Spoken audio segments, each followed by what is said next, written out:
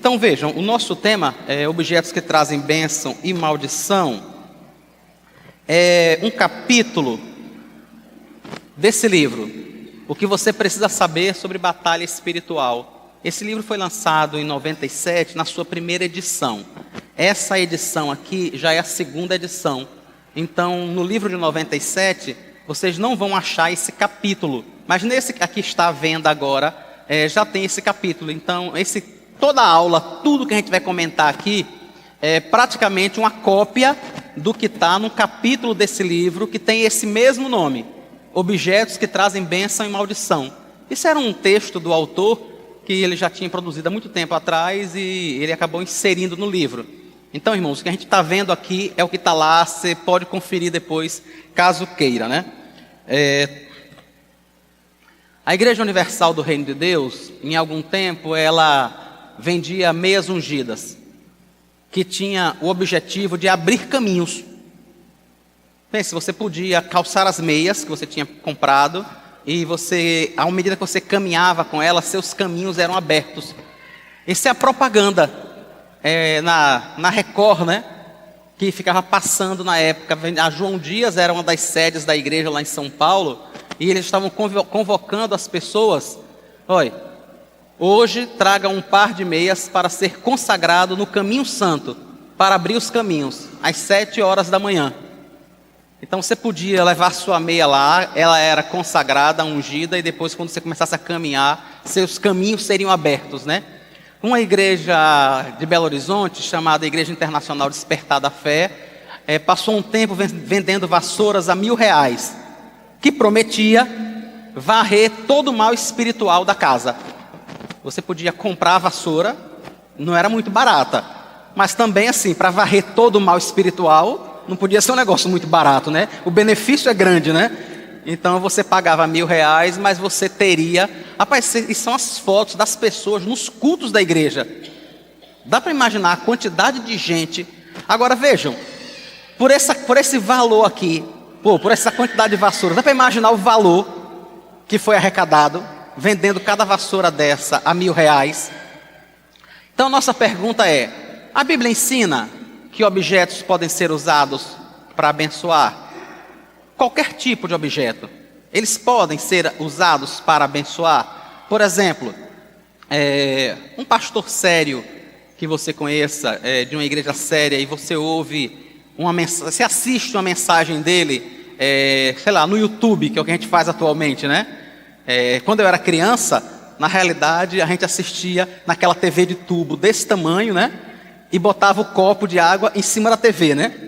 Hoje em dia não dá para você colocar o copo de água em cima porque as telas são bem fininhas, né? Mas sei lá, você coloca perto assim, encostado, ou coisa parecida, né?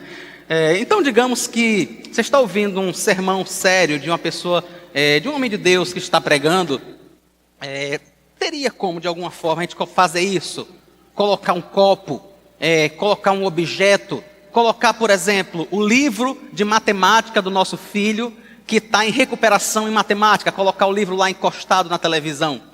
Enquanto o pastor prega, ou sei lá, enquanto a mensagem é proferida, coisa parecida. De forma que o uso daquele livro depois seja abençoado. De forma que tomar a água depois, de alguma forma, traga alguma modificação, alguma bênção para a nossa vida. Vamos ver na Bíblia como é que isso aconteceu, em primeiro lugar, no Antigo Testamento, que tem muitos exemplos, né?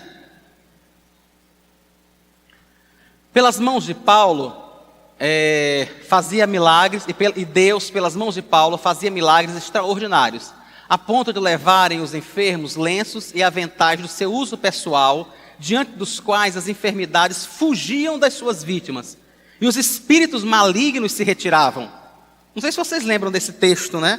Isso é Lucas descrevendo, que em determinado momento, vejam irmãos, pegavam objetos pessoais de Paulo, e levavam lenços e aventais, e levavam, quer dizer, não era nem Paulo que levava, era alguém que pegava um lenço de Paulo, levava, colocava sobre alguém, e essa pessoa era curada. Se vocês prestarem atenção no texto, ele diz que quem opera, é óbvio, é Deus, e ele fala que é um momento realmente extraordinário. é algo diferente, não é algo corriqueiro, não é algo que se fez com frequência. Você não vê esse tipo de coisa acontecendo com frequência no Novo ou no Antigo Testamento. Isso realmente foi um momento de Deus, naquele momento da história. Vejam, irmãos, por que é que Cristo realizou tantos milagres? Porque Ele precisava demonstrar para as pessoas quem Ele era. Imaginem, por exemplo, que entrasse uma pessoa aqui na igreja hoje e dissesse assim: olha, eu tenho a capacidade de levitar. Eu posso aqui diante de vocês levitar, andar por toda a igreja e voltar para esse lugar. É óbvio que ninguém ia acreditar. É claro que ninguém ia acreditar. Agora imaginem que assim que ele termina de falar, ele começa a levitar e anda por toda a igreja. Alguém vai ter dúvida do que ele falou? Não. Os milagres que Cristo realizou tinham como objetivo também demonstrar a sua autoridade, demonstrar que Ele é o Filho de Deus. Não sei se vocês lembram, mas João Batista, quando estava preso, manda seus discípulos procurarem Jesus, e os discípulos levam a seguinte pergunta de João Batista: o Senhor é aquele que estava para vir, ou a gente tem que esperar outro? Antes de Cristo dar uma resposta a João Batista, Ele simplesmente cura pessoas, Ele expulsa demônios, Ele traz vista aos cegos. Depois Ele responde àqueles homens: olha, digam a João Batista o que vocês viram, e digam a ele que o evangelho está sendo pregado. Daí ele pode deduzir se eu sou aquele prometido ou se ele tem que esperar outro.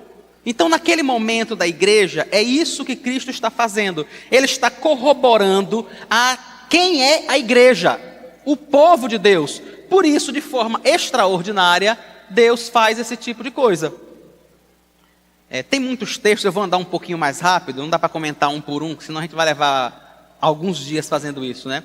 Disse mais o Senhor a Moisés: dize a Arão, estende a mão com o teu bordão sobre os rios, sobre os canais e sobre as lagoas, e faze subir rãs sobre a terra do Egito.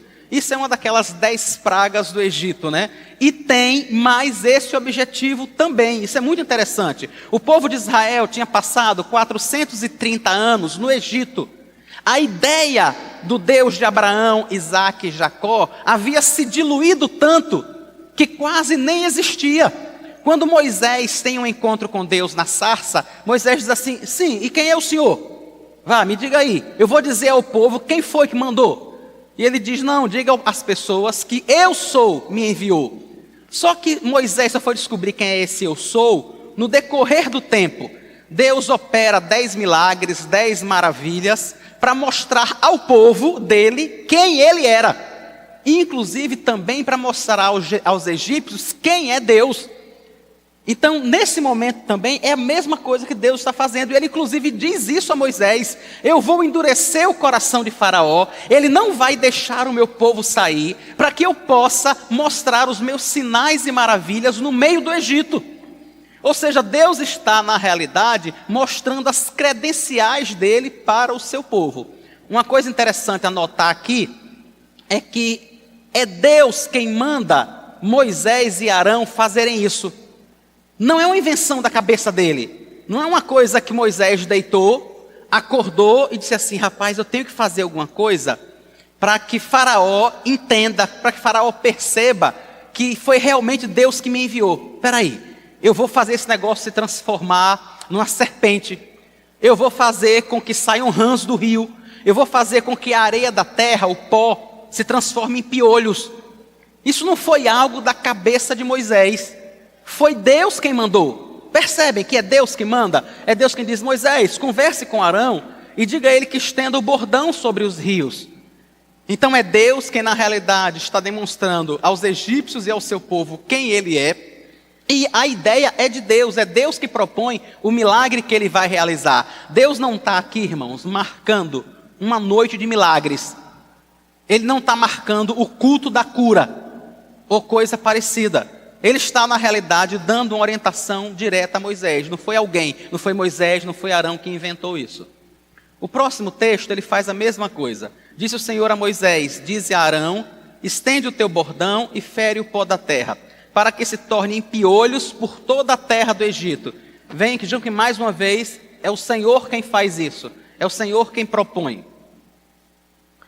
Esse é um outro momento. Irmãos, no Antigo Testamento, tem 2 momentos onde existe uma proliferação de milagres, uma proliferação do extraordinário. Você não encontra isso por todo o Antigo Testamento, de Gênesis a Malaquias. Você vai encontrar, na realidade, 2 bolsões, 2 pontos, aonde Deus realmente operou de forma muito miraculosa. Uma delas é com Moisés, e a outra delas é com Elias e Eliseu. E é interessante que nos 2 momentos o propósito do Senhor é o mesmo: mostrar ao povo quem Ele é. Isso acontece com Moisés, e vocês vão ver todos esses milagres, que durante 40 anos o Senhor realiza no deserto, não somente a retirada do povo, a libertação do povo do Egito, mas durante 40 anos no deserto, Deus realiza milagres. Isso é feito com Moisés, para que o povo se volte e reconheça quem é Deus. Isso também acontece na vida de Elias e Eliseu.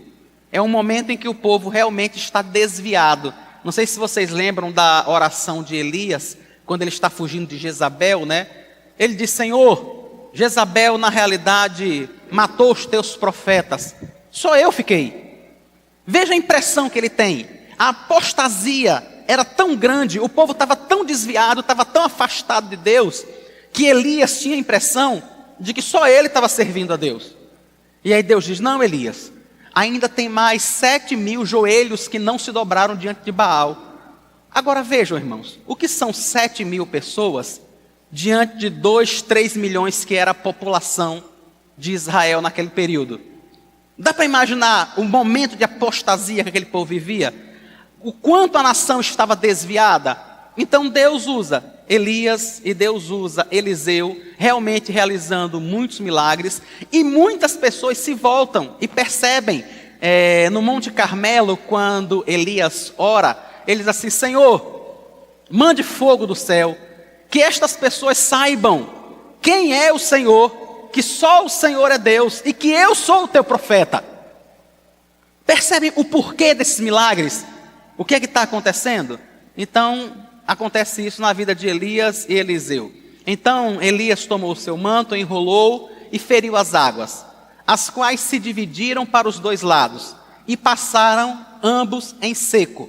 É o momento em que Elias e Eliseu estão atravessando o Jordão. Elias está para ser arrebatado, ele já sabia disso. Eliseu também sabia disso, e Eliseu está seguindo Elias o tempo todo, né? É depois da travessia do Jordão que Elias é levado ao céu. De que modo, irmãos? Como é que ele é levado aos céus? Oi? Exatamente, a irmã Vera está certa. Num redemoinho. Na realidade, a carruagem só serve para separar os 2. Não sei porquê, irmãos. Eu não sei porquê que normalmente na nossa cabeça as pessoas andam numa carruagem, elas são transportadas numa carruagem. Mas não foi assim que Deus fez. O texto diz que uma carruagem de fogo separa Elias e Eliseu, e um redemoinho eleva Elias ao céu. Pronto. Por que eu não sei. Mas é o que o texto diz. Logo depois, isso acontece logo depois desse momento. Aqui quando Elias, ou Elias já tinha sido levado ao céu, e Eliseu está voltando, e ele usa o manto e faz a mesma coisa. O que Eliseu queria era ter certeza que o Espírito de Deus estava sobre ele, da mesma forma que estava sobre Elias. E aí mais uma vez ele bate com o manto nas águas, e as águas do Jordão se abrem, Fez Moisés uma serpente de bronze e a pôs sobre uma haste. Sendo alguém mordido por alguma serpente, se olhava para a de bronze, sarava. Percebam mais uma vez, é Deus quem propõe isso. Não sei se os irmãos lembram por que é que as pessoas foram picadas por serpentes. Alguém lembra, irmãos? Por que é que Deus manda serpentes no meio do acampamento e começa a picar o povo? Por uma coisa que acontece muito com a gente ainda hoje: reclamação. Era um povo que reclamava demais. Era um povo que não estava satisfeito com nada, que de tudo reclamava, que de tudo murmurava. E aí um dia, por causa da reclamação do povo, que não cessava, Deus manda serpentes que picam o povo e um monte de gente começa a morrer.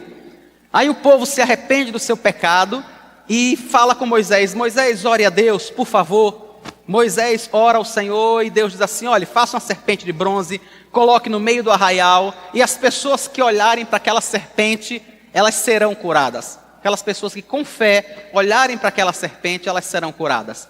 E foi assim que aconteceu. Deus usou aquele símbolo para atrair a fé das pessoas. As pessoas deveriam olhar para a serpente e aí elas seriam curadas. Eliseu usou um prato novo com sal para miraculosamente sanar as águas de Jericó. Isso está em 2 Reis 19, 22. Eliseu também usou farinha para purificar uma comida que estava envenenada.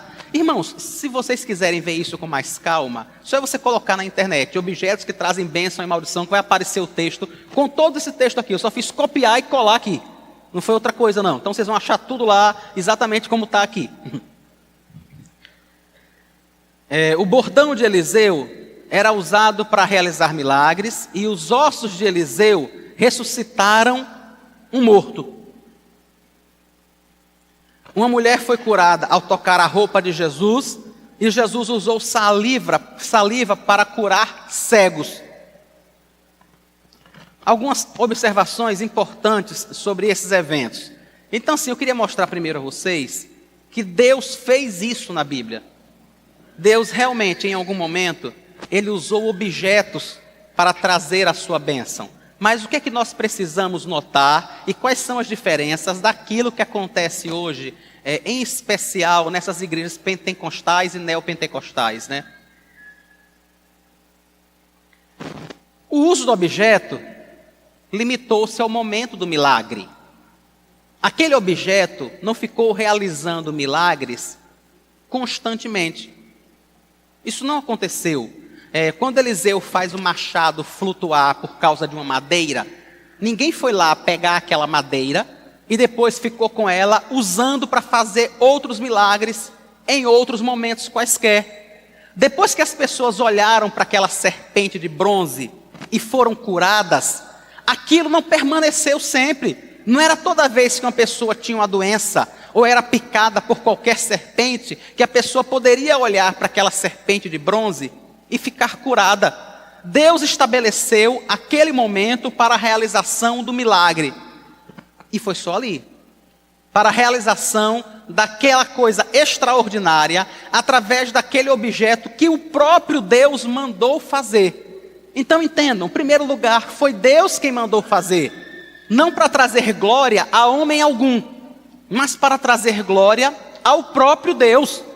Ao próprio Deus. É bem diferente de você pegar, por exemplo, um lenço com o seu suor e vender e mandar alguém levar para casa, sabe? Porque o seu suor, de alguma forma, além de fedorento, é miraculoso, não é? Opera algum milagre, sei lá, ou coisa parecida. Não sei se vocês lembram, mas teve um momento em que o povo estava com sede e Deus diz a Moisés: olha, fale a rocha e vai dar água, não se preocupe não. E Moisés vai lá e toca na rocha e sai água. E por causa disso, Moisés não pôde entrar na terra prometida. Algumas pessoas ainda pensam, irmãos, que o pecado de Moisés, o erro, a falha dele, foi ter tocado na rocha. E eu já vi assim algumas explicações que parecem até ter alguma lógica, só não tem amparo no texto. Algumas pessoas dizem assim: não, aquela rocha representava a Cristo, e Cristo não poderia ser ferido duas vezes. Ele já seria ferido na cruz do Calvário. Então Moisés não podia tocar com a rocha, ele não podia bater com o cajado na rocha, porque aquela rocha representava a Cristo, e Cristo não poderia ser ferido naquele momento. Então assim, o texto não dá amparo para isso. O erro de Moisés naquele momento não é porque ele toca com seu bordão na rocha, mas é porque ele deixa muito claro para o povo de que é ele quem vai tirar a água da rocha. Ele chega para o povo e diz assim: se cheguem aqui a mim, vocês não querem água, eu vou providenciar água. Se ajuntem aqui, cheguem aqui. E ele vai e toca na rocha, e a rocha dá água. O que ele faz, e é o que Deus diz a ele mais de uma vez depois: A falha dele é que ele tenta roubar a glória de Deus. Ele de alguma forma deixa transparecer para o povo que aquela água está saindo por causa dele. Então os milagres no Antigo Testamento, no Novo Testamento, ou seja lá onde for, nunca tiveram a intenção de enaltecer quem quer que seja. Porque não é pela bondade da pessoa, não é. O próprio Paulo, uma pessoa através de quem Deus realizou muitos milagres, ele diz assim: eu sou o principal dos pecadores. O principal dos pecadores. Percebem a atitude dele? O quanto ele se mostra uma pessoa como outra qualquer? Na realidade, a excelência do poder é de Cristo. Paulo fala isso aos Coríntios, na sua segunda carta, capítulo 4, versículo 7. Ele diz: olha, nós somos um vaso de barro, mas nesse vaso de barro há um tesouro, que é o próprio Espírito Santo. Então esses milagres, irmãos, nunca tiveram o objetivo de apontar para a santidade, o poder, ou de elevar qualquer pessoa que seja. Apenas o próprio Deus.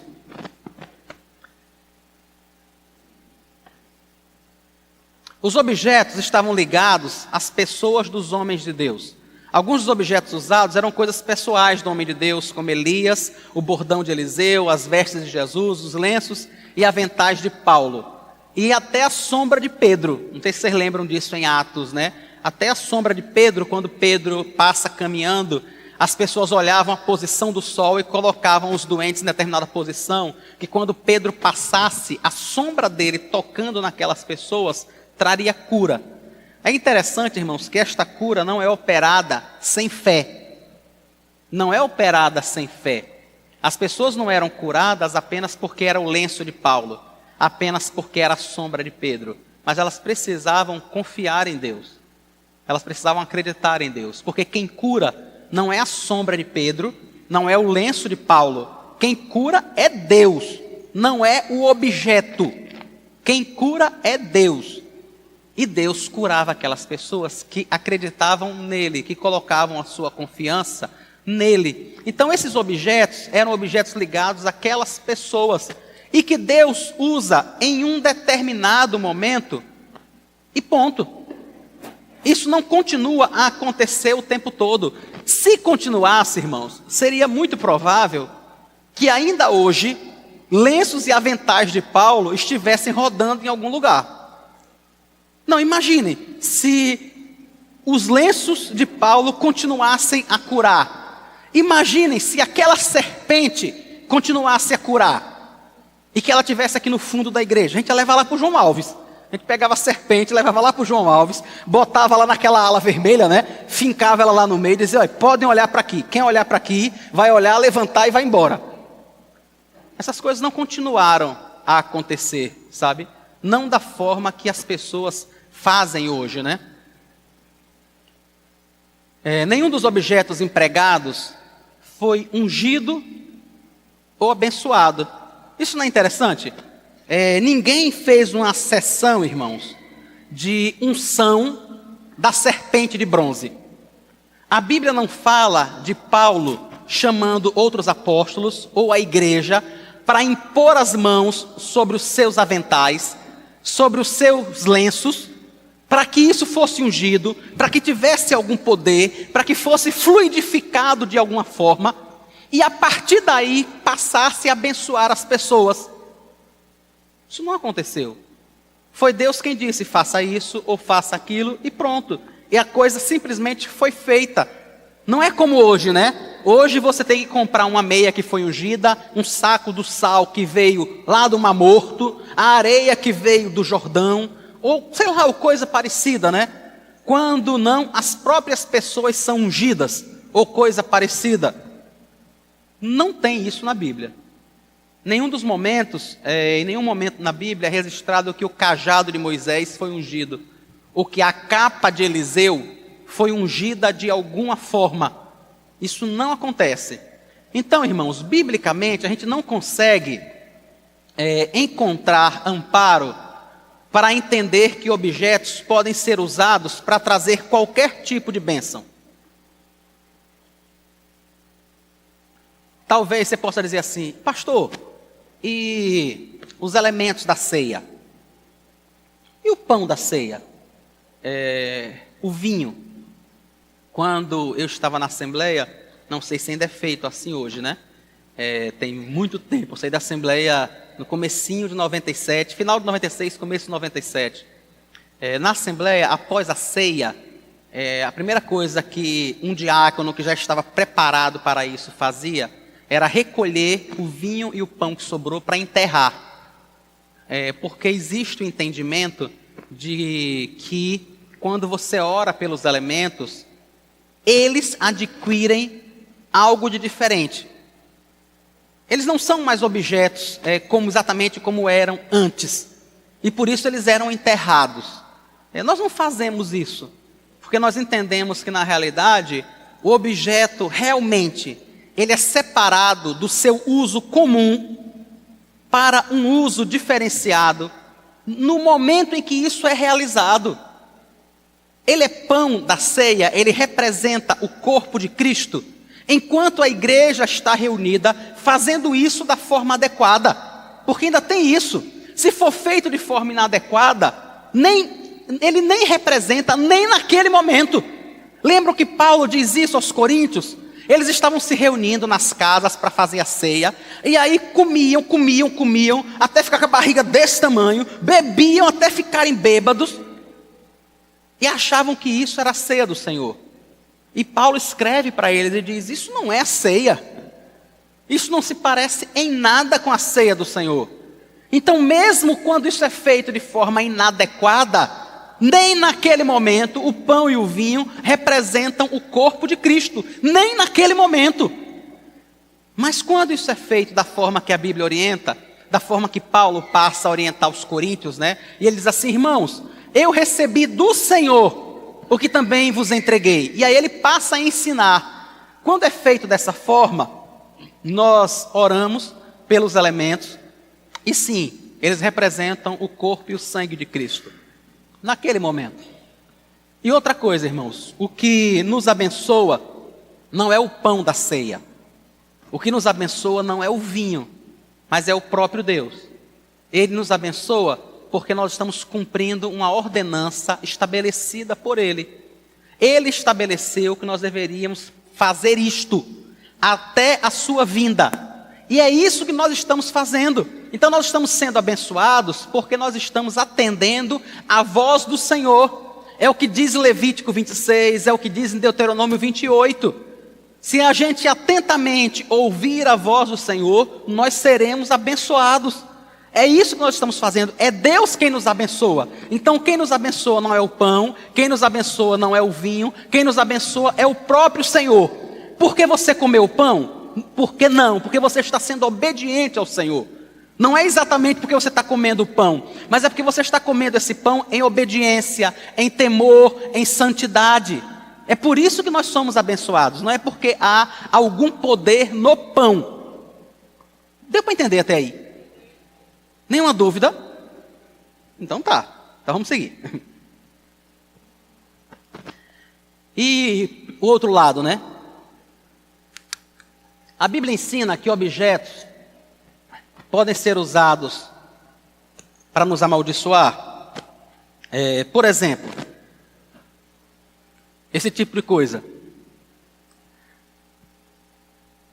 Alguém já viu um negócio desse?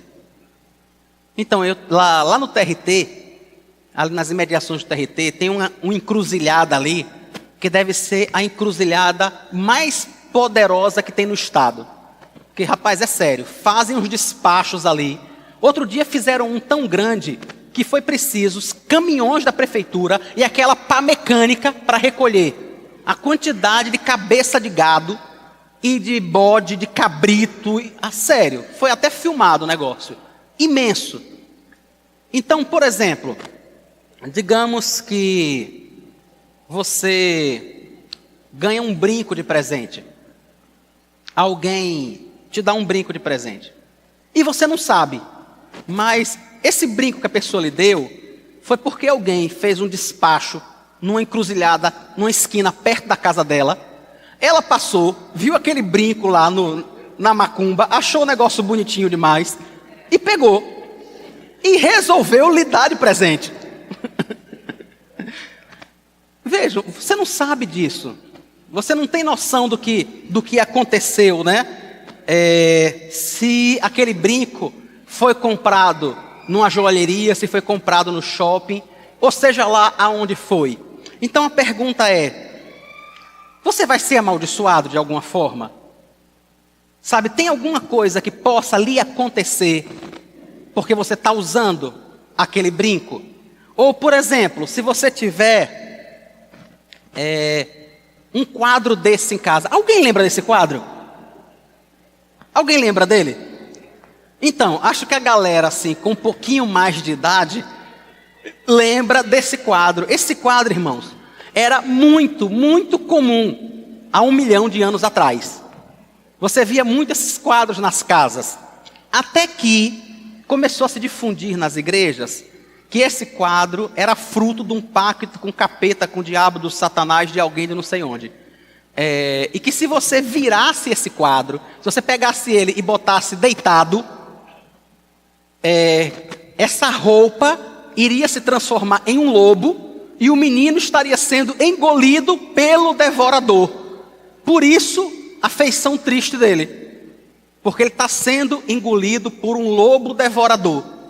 Irmãos, eu sei, pode parecer para você brincadeira, mas na época você não tem noção da confusão que era nas igrejas com isso, a quantidade de gente jogando isso fora. E ai de você se não jogasse, ai de você se chegasse alguém na sua casa e visse um quadro desse, era capaz de nem entrar na sua casa. Sabia disso? Era capaz de nem entrar na sua casa, porque você não quebrou, não queimou, não fez alguma coisa, porque o devorador estava na sua casa.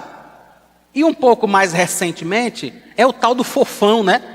Lembram que começaram a dizer que o fofão tinha uma espada, ou que tinha uma cruz de cabeça para baixo, um punhal, ou não sei lá mais o que e tal.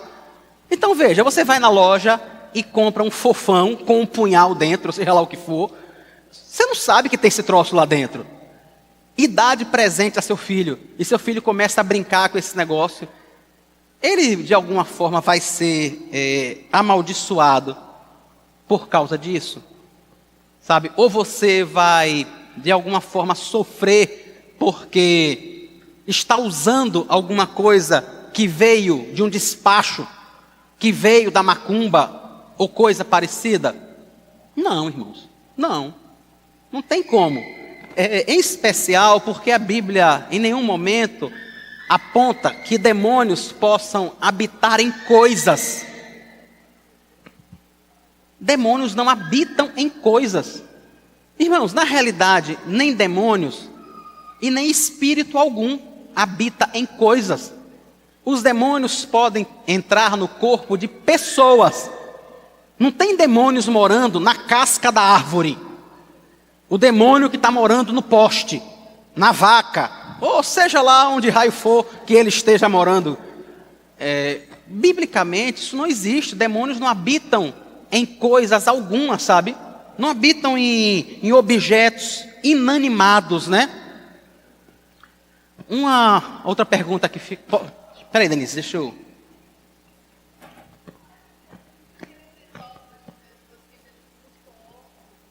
Ah, tá. Tá. Então, Denise está comentando sobre o momento em que Jesus expulsa demônios do gadareno, né? Lembram aquele homem, aquele gadareno? E esses demônios vão habitar naqueles porcos. Vocês lembram o que acontece com os porcos de imediato? Eles se matam. Entendeu? Não há essa espécie de habitação. Mesmo nesse único caso que você vê, eles na realidade não permanecem ali, porque no mesmo momento aquela manada de porcos se precipita. E é por isso que as pessoas querem expulsar Jesus da cidade, pelo prejuízo que elas tiveram. A pessoa dos porcos perdeu todo o rebanho dele de porcos, perdeu tudo de uma vez só. Então assim, não tem como biblicamente a gente amparar a ideia de que esses espíritos possam estar habitando em coisas, sabe? Alguém pode dizer, pastor, está certo, digamos que os espíritos não habitem.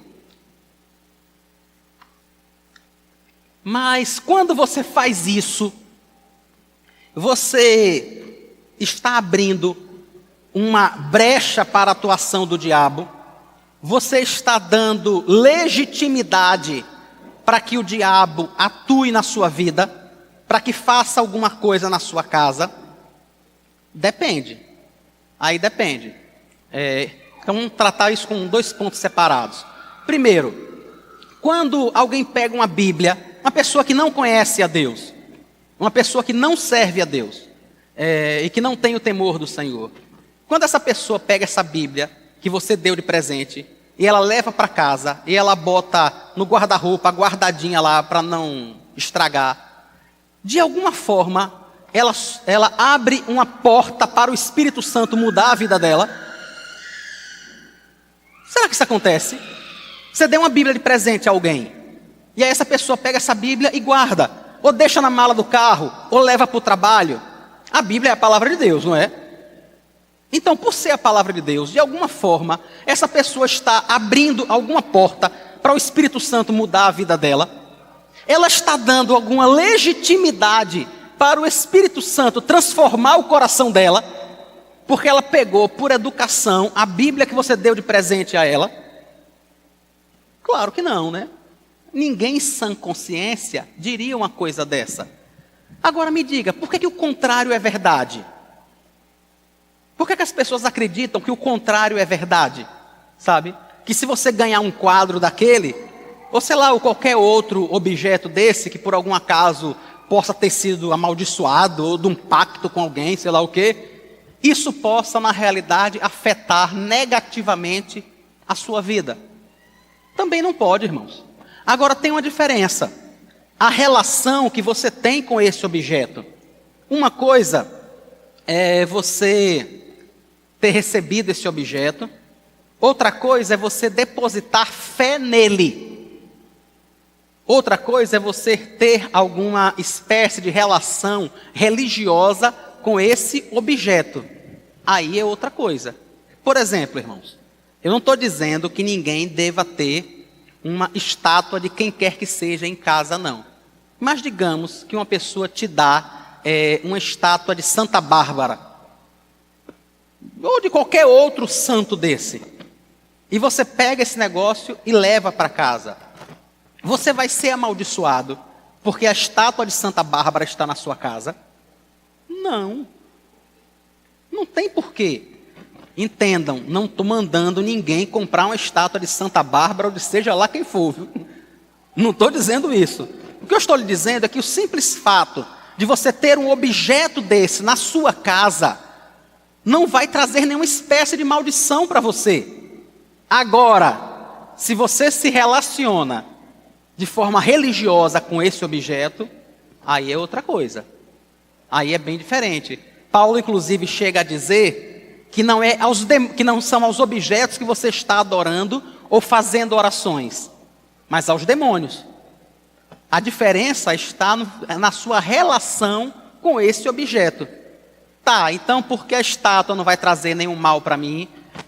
Eu acho legal, eu acho muito bonita. Eu estive, sei lá, em Ouro Preto, ou seja lá onde for, e aí encontrei um São Jorge feito pelo Aleijadinho e por não sei mais quem, é uma peça rara, bonita, parará e tal, e aí eu tive vontade de comprar, ou alguém me deu de presente, então eu vou levar esse negócio para minha casa e vou deixar lá na sala. Isso não vai me trazer maldição ou problema nenhum. Não vai. Mas você acha que é legal? Sabe, você como cristão, ter na sua casa um objeto de culto pagão? Não faz sentido. Não tem porquê, sabe? Você ter um objeto de culto pagão na sua casa. Não que isso vá te trazer alguma maldição, mas é no mínimo inconveniente. É no mínimo. É o que Paulo diz, né? Ele diz assim, irmãos, muitas coisas me são lícitas, mas nem todas elas me convêm. Nem todas elas me convêm. Então, assim, não é que você vá ser amaldiçoado, não é que você vá dar a oportunidade de Satanás entrar na sua casa por causa do São Jorge que o Aleijadinho fez, eu não sei mais quem fez. Mas é porque isso realmente é inconveniente, é incompatível com a sua fé, com a comunidade que você vive. Então é por isso que não é bom a gente ter. mas não que isso vá, de alguma forma, dar legitimidade ao diabo para atuar na sua vida ou na vida de quem quer que seja. Até porque, irmãos, essa ideia de legitimidade é uma coisa que não faz o menor sentido. Ou você é de Deus, ou você é do diabo. Acabou. Por exemplo, você conhece uma pessoa que é um excelente cidadão. Excelente cidadão. É seu pai, é sua mãe, é seu filho, é seu tio, é sua esposa, é seu esposo. É a pessoa mais correta, mais íntegra que você pode conhecer, a pessoa mais humana, mais gentil e mais tudo que você puder imaginar. Se essa pessoa não conhece a Cristo, ela está eternamente perdida. A inclinação dela é toda para o mal, porque o coração dela está em rebeldia contra Deus. Se ela morrer nessa hora, ela vai para o inferno, ela não vai para o céu. Por melhor cidadão que ela seja, por mais que ela tenha gasto a vida toda se dedicando aos Médicos Sem Fronteiras, ao GAC, ou seja lá o que for, sabe? Por melhor ser humano que ela seja, ninguém vai para o céu por ser um bom cidadão, um bom ser humano, uma pessoa gentil, educada, ou isso ou aquilo, mas por conhecer a Cristo e ter uma relação pessoal com Ele. Então não tem isso de legitimidade, sabe? O diabo não precisa de legitimidade alguma para atuar na vida dessas pessoas, de jeito nenhum. E se de alguma forma o diabo fizer alguma coisa com a sua vida, quem deu legitimidade a ele para fazer, quem deu autorização para que ele faça, foi o próprio Deus, não foi você. Entendeu? Lembra da história de Jó? Foi o próprio Deus quem disse ao diabo: vá lá, pode tirar os bens todos dele. E aí o diabo volta lá: Senhor, já fiz. Mas assim, o Senhor sabe que ele não reclamou, não é porque ele gosta do Senhor, não. É porque tem a saúde dele, né? Então assim, pela sua saúde e tal, qualquer um faz qualquer coisa, até adorar o Senhor. Então assim, eu tirei tudo dele, mas ele está saudável, então ele vai continuar a adorar o Senhor. E Deus diz: não, então tá, vá lá, acabe com a saúde dele, só não toque na vida dele. Percebem quem é que dá autorização? Jó era um cara crente? Com certeza, o próprio Deus dá testemunho disso. Um homem reto, íntegro e que se desvia do mal. É Deus quem diz isso de Jó. E é o próprio Deus quem diz a Satanás: pode tirar tudo dele, pode tirar a própria saúde dele. Então quem autoriza que o diabo faça ou deixe de fazer alguma coisa na minha ou na sua vida é o próprio Deus, se ele quiser, da forma que ele quiser e exatamente na proporção que ele quiser. Por isso a minha discussão, o meu foco, né, quando determinadas coisas acontecem, não é nem se foi o diabo que fez, ou se foi uma pessoa que fez, ou seja lá quem foi que fez. Eu preciso me colocar diante de Deus. Sem a autorização expressa dele, o diabo, ou um anjo, ou uma pessoa, jamais faria qualquer coisa comigo. Por isso eu preciso me voltar para Deus. Não adianta eu estar querendo trocar tapa com as pessoas, ou estar discutindo com o diabo. Não vai mudar em nada. Quem na realidade é o dono da minha vida, da sua, é o próprio Deus. Estamos terminando já, irmãos. As Escrituras condenam propriamente o confeccionar e possuir imagens de entidades pagãs com propósito religioso. É o que a gente já falou, né? Esse é o mandamento, né? Não farás para ti imagem de escultura, nem semelhança alguma do que há nos céus, nem debaixo da terra, nem nas águas, nem debaixo da terra. Não as adorarás, nem lhes darás culto, porque eu sou o Senhor, o teu Deus. O problema está no prestar o culto. No prestar o culto. Esse não dá para a gente conversar agora, não. É sobre um momento em que os irmãos de Efésio tocam fogo nos livros, né? As pessoas na realidade não estavam tocando fogo nos livros, porque os demônios moravam nos livros. Que algumas pessoas comentam isso, né? Em Atos 19, mostra os irmãos que se converteram tocando fogo em livros de magia. Por que eles estão fazendo isso? Eles estão apenas dizendo às pessoas que eles não têm mais esse tipo de envolvimento. Isso foi um ato público. Isso foi uma profissão pública de fé. Não é porque os demônios moravam dentro dos livros. e poderiam trazer algum problema para eles. Agora, o ensino bíblico sobre coisas que são sacrificadas aos demônios, né? Perguntas que os coríntios fazem a Paulo. É lícito participar de um evento religioso num templo pagão e comer a carne dos animais sacrificados aos deuses? É lícito fazer isso? A resposta de Paulo. Que digo, pois? Que o sacrificado ao ídolo é alguma coisa? Ou que o próprio ídolo tem algum valor? Antes digo que as coisas que eles sacrificam é a demônios que sacrificam e não a Deus. E eu não quero que vos torneis associados aos demônios. Não podeis beber o cálice do Senhor e o cálice dos demônios. Não podeis ser participantes da mesa do Senhor e da mesa dos demônios. Os irmãos que estavam em Roma, uma cidade muito grande, cosmopolita, né? Onde havia templo de diversos deuses, muitas vezes eram convidados por seus amigos, pessoas com as quais eles conviveram, pessoas que viviam com ele, que agora eles se converteram a Cristo e aquelas pessoas não. E ele o tempo todo participava das festas no templo de Diana, ou em qualquer outro templo que fosse. E aí os irmãos perguntam: Paulo, a gente pode comer a comida que está lá? Porque da minha casa, só eu sou cristão, só eu sou crente. Meu pai não é, minha mãe não é, meu irmão não é, não sei quem não é. Então vai ter uma festa no templo de determinado Deus, que eu sempre participei com eles. E minha família gostaria que eu fosse com eles, porque eles dizem: não, depois que você se tornou crente, você não quer mais saber da gente, você desprezou sua família, você agora só quer viver enfiado na igreja, você esqueceu o seu pai, você esqueceu sua mãe, você esqueceu os seus filhos, não sei mais o quê. Esses enxames, na maioria das vezes, mentirosos, sem sentido, mas que as pessoas fazem. E aí eles perguntam: eu posso ir? Eu posso comer o que está sendo servido lá? E o que Paulo diz a eles é: vocês não devem participar de um culto pagão. Isso, irmãos, está em Coríntios 10. É em Coríntios 11 que ele vai falar sobre a ceia do Senhor. E o que Paulo diz é: ou vocês participam da mesa do Senhor, ou vocês servem a Deus, ou vocês servem aos demônios. Quando vocês vão participar de um culto pagão, de uma adoração dessa, vocês estão lá, na realidade, participando de adoração a demônios. Paulo diz: não tem problema nenhum na comida que é servida lá. Não tem problema nenhum.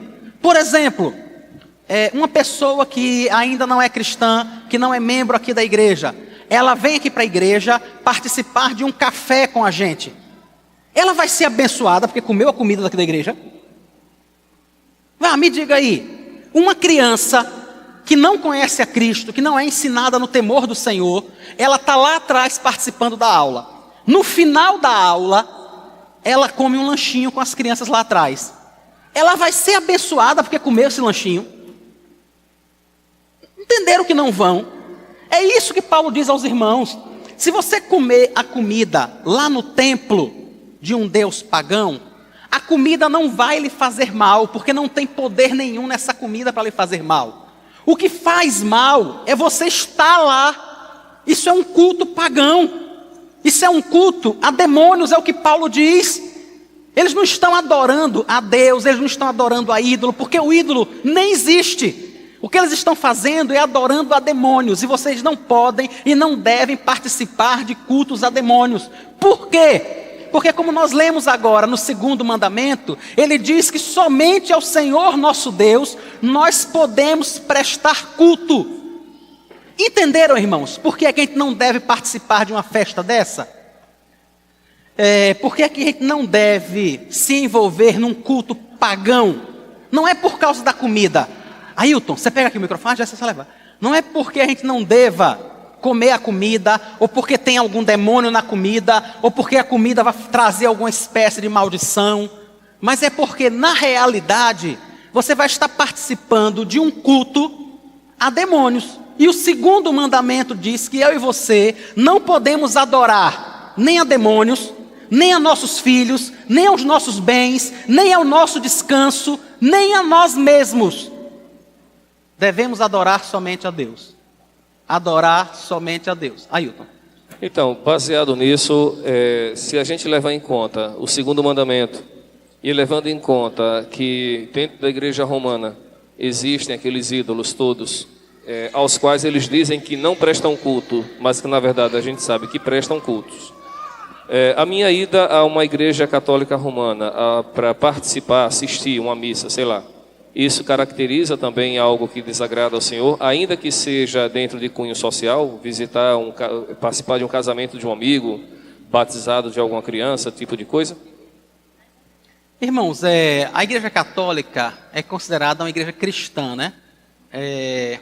Embora eles realmente tenham todos aqueles ídolos lá, eles não fazem sacrifícios àqueles ídolos, né?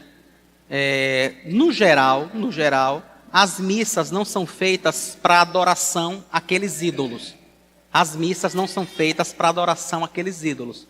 Eu acho que talvez tenha algum evento da Igreja Católica que seja realmente dedicado àqueles ídolos. Talvez tenha, eu não lembro.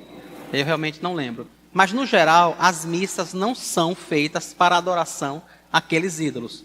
Ao meu ver, as missas são realmente cultos muito distorcidos.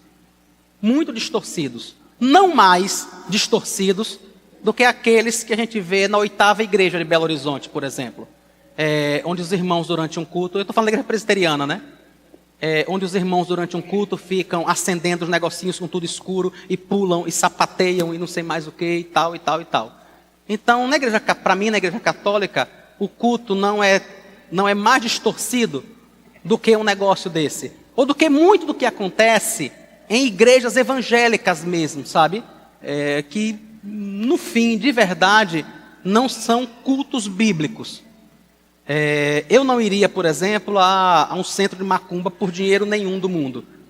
Para lhe ser sincero, eu não gosto muito nem de estar participando desses cultos católicos, né? De um culto ecumênico, eu não acho que faça sentido um cristão participar. Porque não sei se você já viu a quantidade de coisas que eles adoram ali. Eles misturam o catolicismo com o bandismo, né, com o espiritismo. Então não faz sentido participar dessas coisas, sabe? Eu sei, isso tem um cunho social muito grande, né?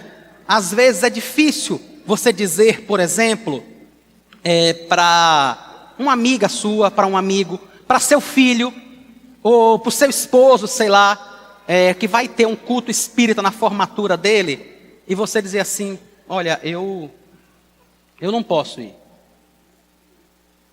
Eu sei que é difícil. E eu só quero que você avalie uma coisa, só quem pode dar essa resposta é você.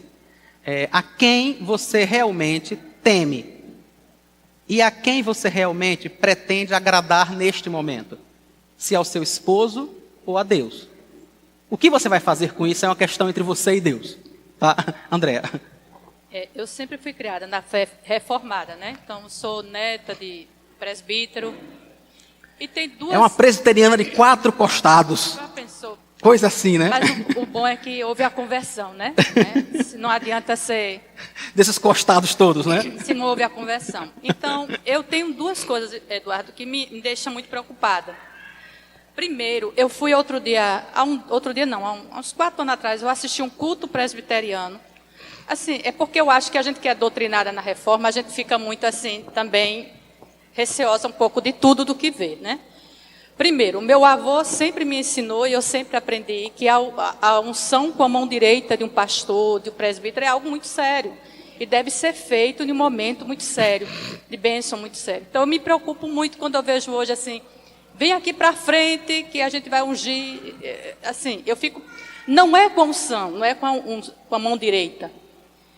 Para mim, assim, é o significado que aquilo tem, a importância que aquilo tem, que eu fui doutrinada na Bíblia. Então, é uma pergunta assim que eu te faço. Como é que isso está sendo feito? Entendi. A outra coisa é que eu fui a um culto presbiteriano. Assim, eu não estou dizendo que o óleo do pastor não abençoava ou que o óleo do pastor não faria milagre. Não estou dizendo isso, né? Então, o pastor, quando terminou o culto, de repente eu vi aquela fila para o pastor colocar o óleo e com a mão direita abençoar. Aquilo me estranhou muito, eu fiquei muito estranha com aquilo. Não é que eu ache certo ou errado, eu não estou aqui para achar certo ou errado, mas assim, minha preocupação é que até que ponto isso não pode se tornar algo que extrapole a questão da vivência. Entendi.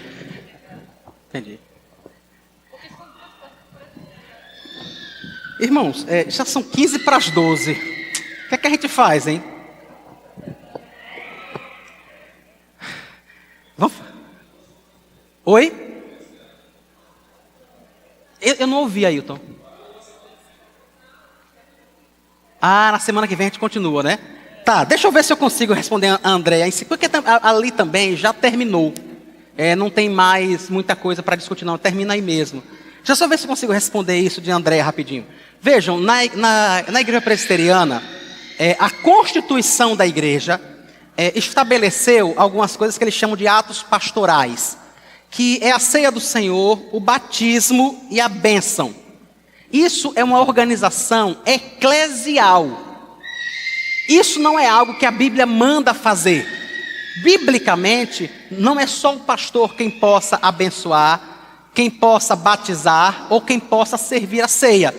Isso é uma organização da igreja visando apenas uma questão organizacional mesmo. Imagine se todo mundo aqui na igreja fosse batizar, como acontecia na igreja primitiva, que os apóstolos todos batizavam, que alguns irmãos poderiam batizar. Aí chega, por exemplo, um irmão qualquer aqui no domingo, traz uma pessoa e a gente nem conhece. Pastor, batizei essa pessoa terça-feira passada lá em casa.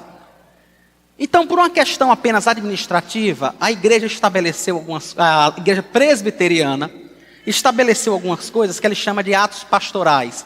Então, na igreja presbiteriana, quem batiza é o pastor, quem dá a ceia é o pastor, e quem impetra a bênção apostólica é o pastor. Mas entendam, irmãos, é uma questão eclesial, é uma questão administrativa, tá? O que a gente não deve fazer, de forma alguma, é banalizar nada disso. Tem pastores realmente que começaram a banalizar esse negócio, a inventar, a achar que ele de alguma forma vai ter uma espécie de unção diferente, que ele pode orar, fazer isso, e as pessoas vão ser modificadas, vão acontecer alguma coisa. Não tem isso na Bíblia. Não tem, irmãos. Mas pelo contrário, a Bíblia diz que nós devemos ser homens santos, levantando mãos santas em todo lugar e orando pelas pessoas, qualquer um de nós. A outra coisa que... Qual foi a outra coisa que a André perguntou foi sobre o óleo. Essa discussão existiu há algum tempo atrás, foi reavivada há algum tempo atrás na igreja presbiteriana. Depois de muita discussão, por causa do que está lá em Tiago, a igreja presbiteriana autorizou, veja, não é uma ordem, é uma faculdade, tá? Não é um dever, você não está obrigado, você pode. A igreja presbiteriana autorizou os pastores que quiserem a ungir enfermos com óleo, porque isso está no Novo Testamento. Então, autorizou, não obriga ninguém a fazer, porque isso realmente é uma questão de consciência. E como disse Andréa, é verdade, é muito fácil as pessoas desviarem a fé que deve estar em Deus para colocar a fé no óleo, quando quem realmente cura é Deus. Mas há um posicionamento da igreja nesse sentido, que os pastores que quiserem fazer com relação aos enfermos. Ele não manda ungir anel de formatura, ele não manda ungir carro, não manda ungir casa, não manda ungir nada, nada. A orientação que tem no Novo Testamento é que haja a unção sobre enfermos, e só. Tá certo? Eu acho que é até aqui. Que Deus abençoe vocês. Daqui a algum tempo a gente pode voltar ao tema e discutir mais um pouquinho. Vamos orar.